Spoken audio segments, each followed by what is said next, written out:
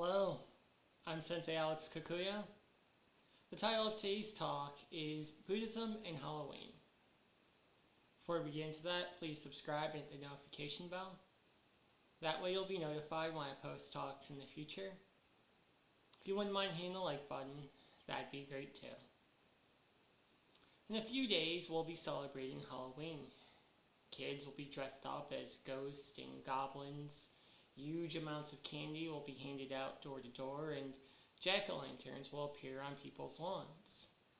But as Buddhists, we may wonder if it's correct or appropriate for us to celebrate this holiday, if in doing so we are somehow violating Buddhist doctrine.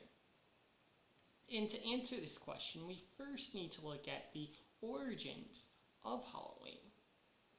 The holiday originated as Samhain, which was a Celtic holiday where they lit bonfires and dressed in costumes in order to ward off ghosts. The next day, on November 1st, the Catholics celebrated All Saints' Day, per the instructions of Pope Gregory III. Eventually, the two holidays were combined together, and Halloween was born. Now, the good news is that as Buddhists, if we so choose, we can 100% celebrate Halloween and be in keeping with Buddhist doctrine. However, we have to do it in a very particular way. To understand how this works, we need to look at the ghost that I talked about earlier. We have ghosts in Buddhism, hungry ghosts. Individuals that died with greed and ignorance in their heart, and thus they were born as spirits who are always eating but are never full. Their greed caused them suffering in the human realm, and now it continues to cause them suffering in the spiritual realm.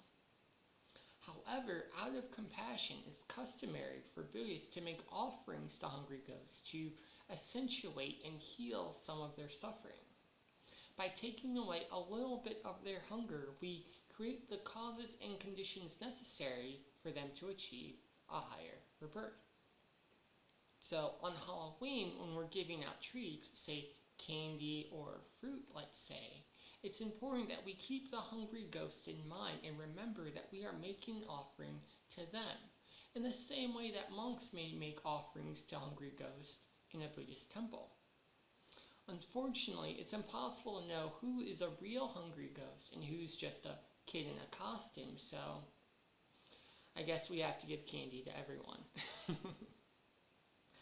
In addition to that, when we celebrate Halloween, when we give out candy to passerbys, we are practicing generosity, which is one of the 6 perfections of Buddha Dharma.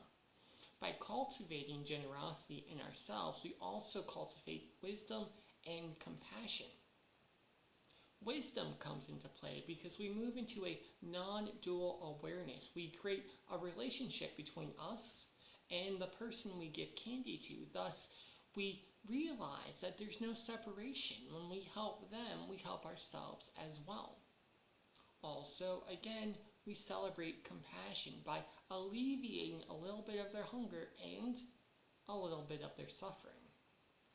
In this way, when we do Halloween as Buddhists, when we keep the hungry ghosts in mind and make offerings to them, when we remember that by handing out candy, we are practicing generosity, practicing both wisdom and compassion, we not only have fun on the holiday, we also move ourselves and others one step closer to enlightenment. Amitabha.